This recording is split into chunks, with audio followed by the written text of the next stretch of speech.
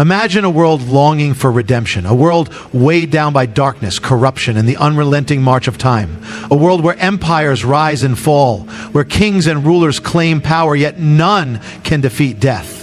A world where humanity searches for meaning, reaching for the divine, but always falling short. Now, picture a figure who walks among men, yet is beyond them. One whose words shake the foundations of history, whose presence commands the winds and the waves, whose very being is both mystery and revelation. This is not just a teacher, not merely a prophet, not another voice in the crowd of time. This is the God-man, the one who was, who is, and who is to come. The one who stepped down from eternity into time, who took on flesh yet remained divine, who walked the earth yet held the universe in his hands. He did not come to be accepted by the world, but to transform it. He did not come to follow the ways of men, but to show them the way back to God.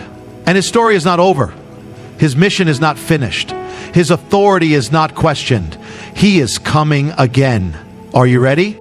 The concept of Jesus as fully God and fully man is one of the greatest mysteries in history, a paradox that defies human logic yet is central to the Christian faith. In him, divinity and humanity converged in a way never seen before or since. He was not half God and half man, but fully God and fully man. At the same time, two natures coexisting in one being.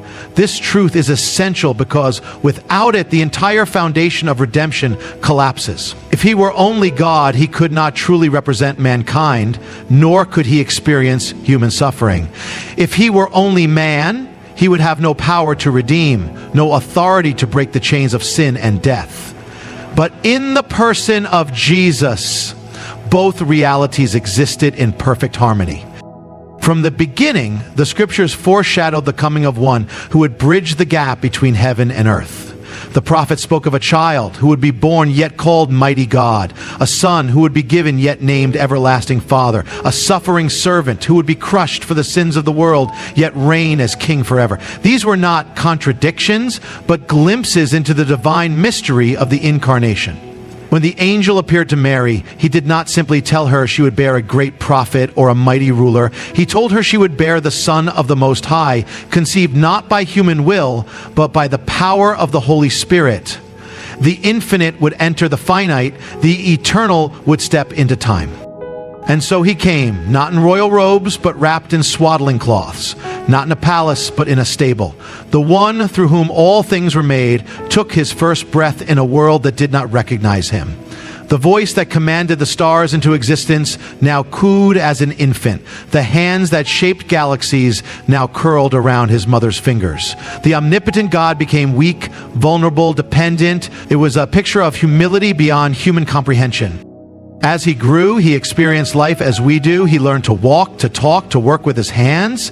He felt hunger, thirst, weariness, and pain. He laughed, he cried, he embraced, he bled. Yet in all of this, he never ceased to be God.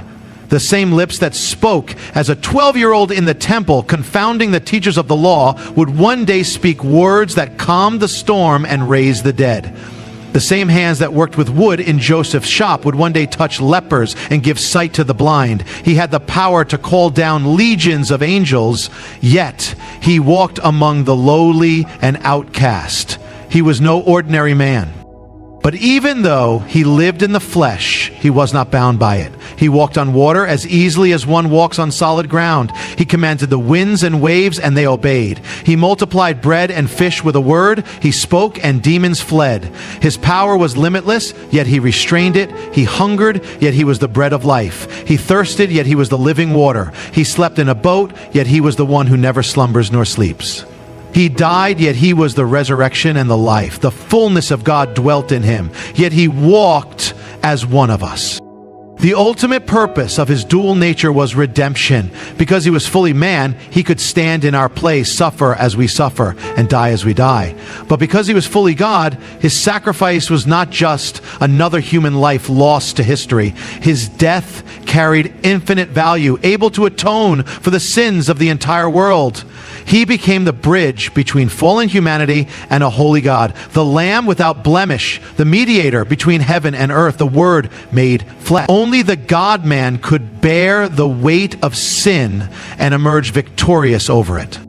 His existence was the fulfillment of everything foretold, the answer to the deepest cries of the human heart. He was both the great I am and the Son of Man. The Creator became like His creation so that His creation could be reconciled to its Creator.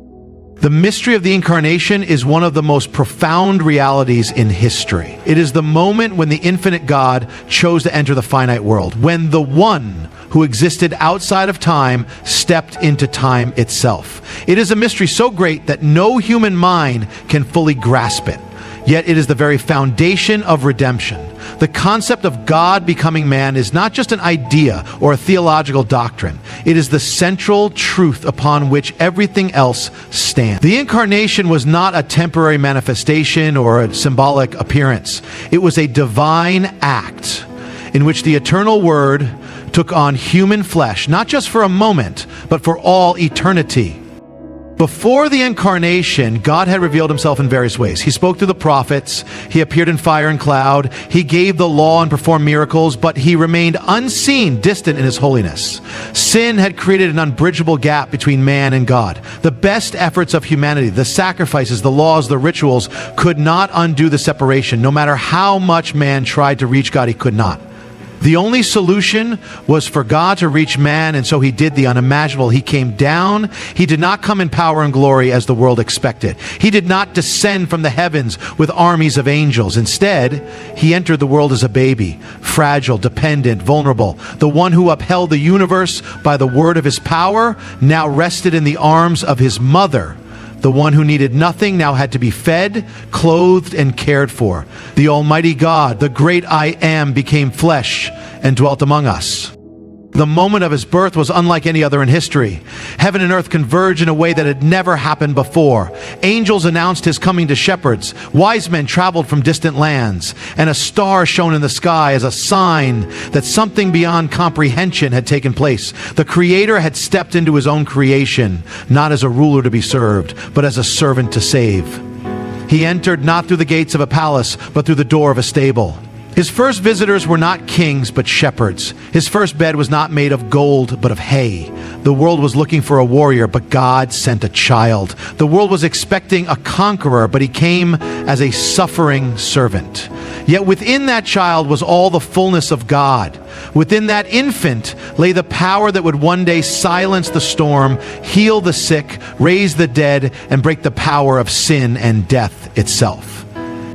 The Incarnation was not merely about God taking on human appearance. It was about God truly becoming man while remaining fully God. He did not stop being divine, nor did He lessen His glory. Instead, He emptied Himself, not of His deity, but of His divine privileges. He chose to live within the limitations of human existence. He felt hunger, thirst, pain, exhaustion. He walked the same roads, faced the same struggles, endured the same temptations. Yet, unlike any other man, He was without sin. He was the perfect human, the second Adam, who would undo the curse brought by the first. He showed what it truly meant to be in perfect communion with God, what humanity was meant to be before sin corrupted it. Every step He took, every word He spoke was the voice of God walking among men. When He touched the sick, it was God's hands restoring life. When He spoke peace to the storm, it was the voice of the Creator commanding His creation. When He forgave sins, it was the authority of God extending mercy. He was fully human, yet unlike any other human who had ever lived, He was fully God. Yet He did not remain distant from the struggles of mankind. He wept with those who mourned. He rejoiced with those who celebrated. He embraced those whom society rejected. In Him, divinity and humanity were perfectly united. This mystery was not for His sake, but for ours. God had entered the world in the form of man so that man could be restored to God. The Incarnation was not just an event. It was the beginning of redemption, the first step toward the cross. The eternal God had become flesh, and nothing would ever be the same again. The paradox of Jesus as both the suffering servant and the King of Kings is one of the deepest mysteries in history. He was the fulfillment of prophecies that spoke of a ruler whose reign would never end and of a servant who would bear the weight of the world's sins.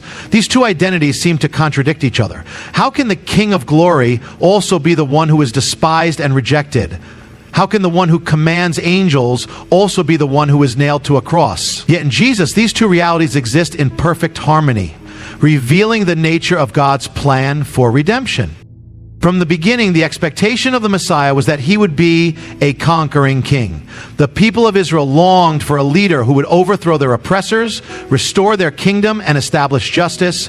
The prophet spoke of a son of David who would reign with righteousness, who would subdue the nations, and whose dominion would never end. This was the king the people were waiting for, a mighty ruler who would sit on the throne of Israel, bringing peace and prosperity. And yet those same prophets also spoke of a servant who would suffer, who would be rejected and crushed for the sins of the people. These two portraits seemed impossible to reconcile, but both were fulfilled in the person of Jesus. When he came, he did not arrive with an army, nor did he sit upon a golden throne. Instead, he was born in a manger, raised in humility, and walked the earth as a man without riches, without status, without a place to lay his head. He did not seek political power, nor did he demand the respect of rulers. Instead, he knelt to wash the feet of his disciples. He touched lepers, ate with sinners, and welcomed the outcast. He taught that the greatest in the kingdom must be the servant of all. His kingdom was not of this world, and his throne was not made of gold, but of wood and nails. Yet even as he served, his authority was undeniable. He commanded the wind and the waves, and they obeyed him. He spoke, and the dead came back to life. He healed the sick with a touch, cast out demons with a word, and forgave sins with the authority of God himself. The religious leaders were outraged because they saw a man claiming the power that belonged only to God. The people were amazed because they had never seen anyone speak with such authority. Even when he was betrayed and arrested, he declared that he could call down legions of angels to rescue him, yet he chose not to. He had all the power of heaven at his disposal, but he willingly surrendered himself to suffering. The most profound moment of this paradox was the cross. A king should wear a crown of gold, but he wore a crown of thorns. A king should be surrounded by guards, but he was surrounded by mockers. A king should rule in strength, but he allowed himself to be beaten and crucified. The very people who should have worshipped him rejected him. The one who had healed so many was left to die alone. The creator of life breathed his last. To the world, it looked like defeat, but in reality it was the greatest victory. For in that moment, the suffering servant was also the King of Kings. By his wounds, healing came. By his death, life was given. By his suffering, salvation was secured. And then the final proof, he did not remain in the grave. The suffering of the servant led to the triumph of the king.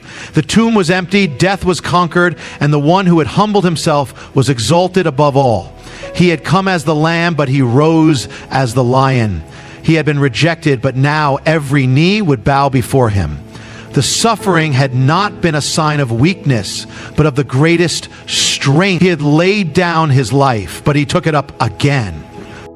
This is the mystery of the God-man. He is both the lowest and the highest, the servant and the king. He came not to be served, but to serve, and yet all creation will one day serve him. He was the suffering servant, yet he reigns as the King of Kings. The purpose of Jesus coming to earth was not merely to teach, perform miracles, or set an example, though he did all of these.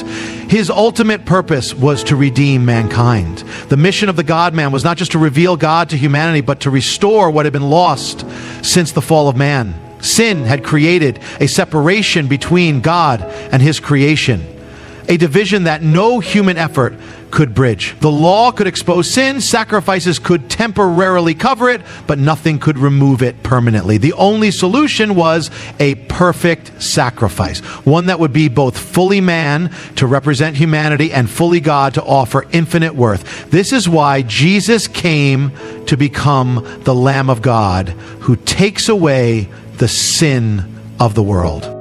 From the moment sin entered the world, God had a plan for redemption. When Adam and Eve disobeyed, death entered the human race. Not just physical death, but spiritual separation from God. Every generation after them was born into this fallen condition. The law was given to reveal the holiness of God and the sinfulness of man, but the law itself could not save. The blood of bulls and goats could never truly atone for sin. They were only shadows pointing to a greater sacrifice. Prophets spoke of a time when God would make a new covenant, one that would not be written on tablets of stone, but on the hearts of his people. A time when sins would not just be covered, but completely erased. The fulfillment of that promise came in the person of Jesus. He lived a perfect life, the only man to ever walk in full obedience to God, the only one who did not deserve death. And yet, he willingly took the punishment that was meant for humanity. His death was not an accident, nor was it merely the result of betrayal or injustice. It was the very reason he came. He was the lamb slain from the foundation of the world, the sacrifice that had been foretold since the beginning. He did not die as a martyr, but as a substitute. Every sin committed, past, present, future, was placed upon him. The wrath of God, the justice demanded, was poured out on him instead of mankind. In that moment on the cross, the weight of the world's sin pressed upon him. He who had never known separation from the Father cried out, my God, why have you forsaken me?" It was the deepest suffering, not just physical pain, but the full experience of divine judgment. He bore the curse so that mankind could be freed from it. He became sin so that humanity could become righteous. His body was broken so that others could be made whole. His blood was poured out to establish a new covenant, one that would reconcile man to God forever. But his mission did not end with his death. If the cross had been the final chapter, redemption would be incomplete. His resurrection was the proof that his sacrifice was accepted. Death could not hold him, for he had no sin of his own. The grave could not keep him, for he was the author of life. When he rose, he defeated not only death, but the power of sin itself. The curse was broken, the price was paid in full, and the way back to God was opened. No longer would access to God be through temples, sacrifices, or priests. The veil in the temple was torn from top to bottom, signifying that the separation between God and man had been removed. Now through him, all who believe could come directly into the presence of the Father.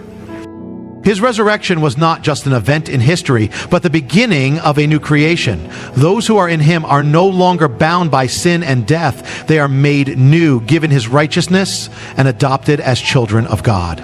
The same power that raised him from the dead now works in those who believe. His mission was to restore what was lost, to reclaim what had been taken, to heal what had been broken. Through him, humanity is no longer separated from God, but reconciled, no longer enslaved, but set free. His work was finished, but its impact is eternal. The authority of Jesus is unlike any other authority that has ever existed. It is not given to him by men, nor does it come from worldly power or influence. His authority is inherent, absolute, and eternal. He does not rule like earthly kings, whose power is temporary and often corrupt. He does not govern through force, nor does he impose his will through oppression. His authority comes from who he is, the creator, the sustainer, the one through whom all things exist. Before he came in the flesh, his authority was already supreme. When he walked the earth, his authority was demonstrated in every word he spoke and every action he took. And now, seated at the right hand of the Father, his authority remains unshaken, extending over all creation.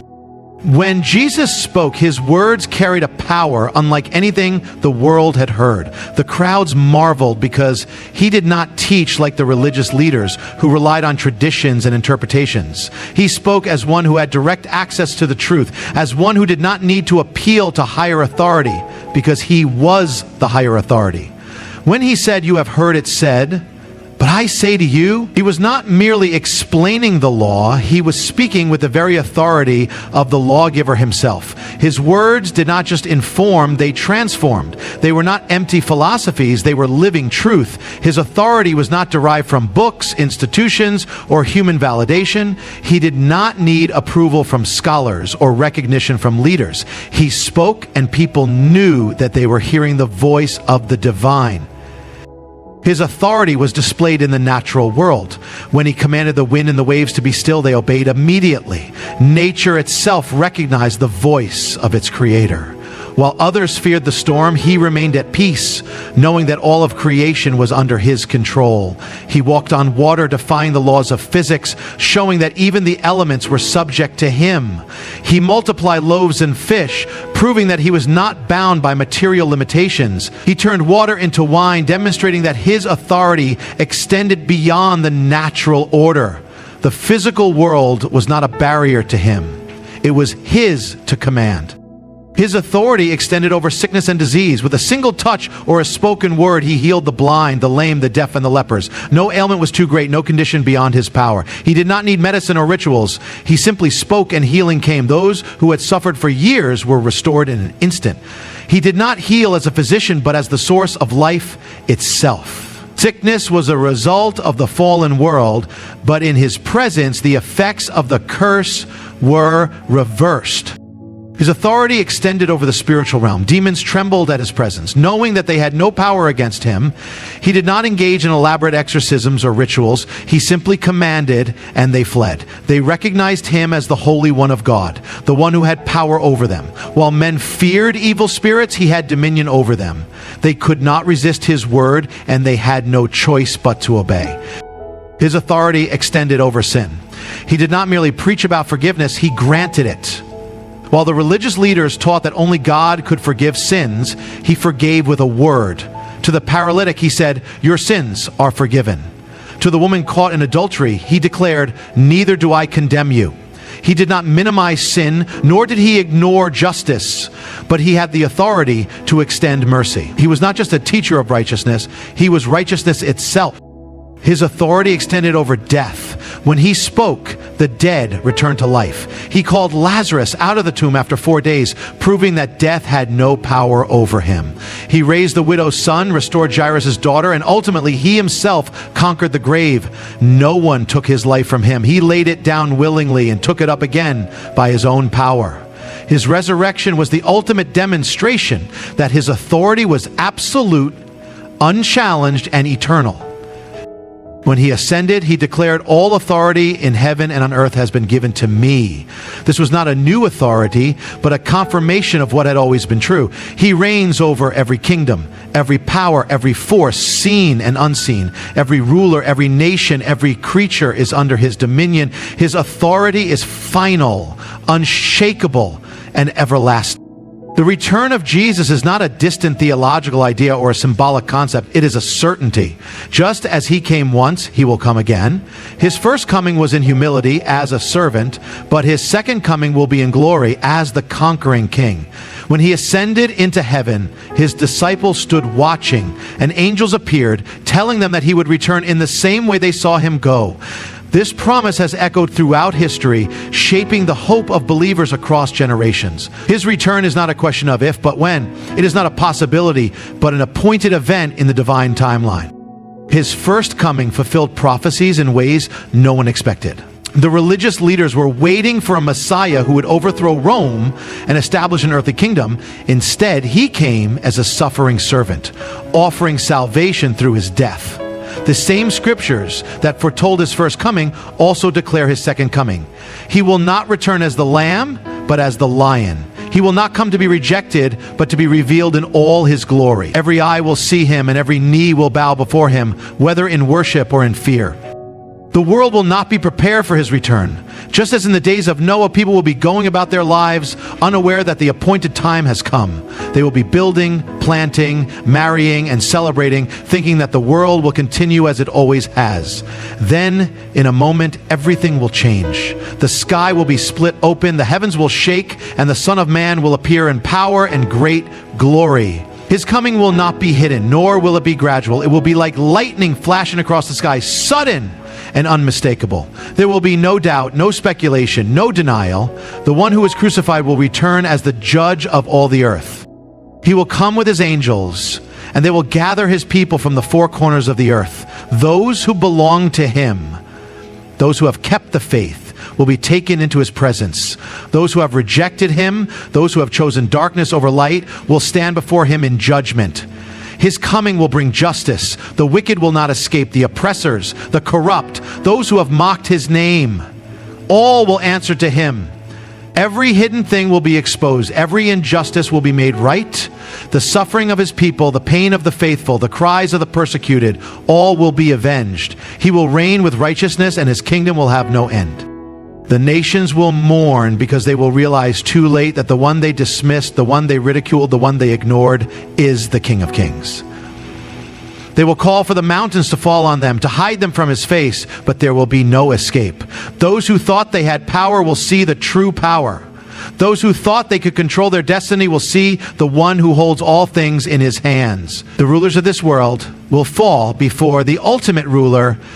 For his people, his return is not a moment of fear, but a fulfillment. It is the day they have longed for, the day when sorrow ends, when every tear is wiped away, when death itself is destroyed. The brokenness of this world will be no more. There will be no more pain, no more war, no more evil. He will make all things new. The heavens and the earth will be restored, and his people will dwell with him forever. What was lost in Eden will be restored in his kingdom. The curse will be lifted, and life will be as it was always meant to be. His return is certain, his reign is unstoppable, and his victory is final. The world may doubt, but it will happen. The nations may rage, but they cannot prevent it. Time moves toward this moment, and nothing can delay it. He will come at the appointed hour, and when he does, every prophecy will be fulfilled, every promise will be realized, and every soul will stand before him.